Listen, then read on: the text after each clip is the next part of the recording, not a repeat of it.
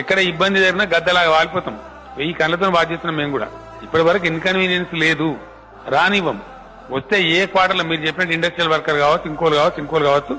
మనం అంతా పేద రాష్ట్రం కాదు. మనం అవసరం అనుకుంటే 1000 కోట్లు ఖర్చు పెడతాం, ఆదుకుంటాం. వాళ్ళ పని దొరుకుతలేదంటే ముందు రేషన్ కావాలన్నా 15 రోజులు రేషన్ కావాలన్నా వీల్ సెండ్.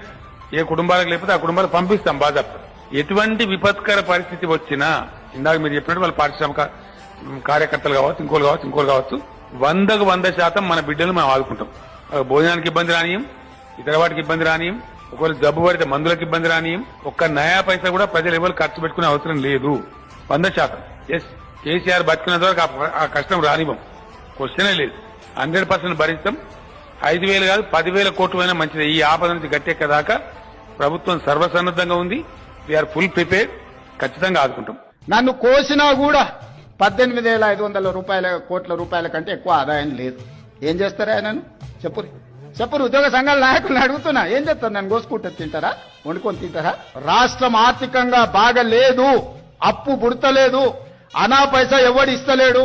ఎవరినైనా కలవడానికి పోతే బ్యాంకర్లు దొంగలను చూసినట్టు చూస్తున్నారు తెలంగాణ రాష్ట్ర ప్రతినిధులను. ఎవడు ఢిల్లీకి పోతే అపాయింట్మెంట్ కూడా ఇస్తలేడు, వీడు వస్తే చెప్పులు కూడా ఎత్తుకుపోతాడేమో అన్నట్టుగా.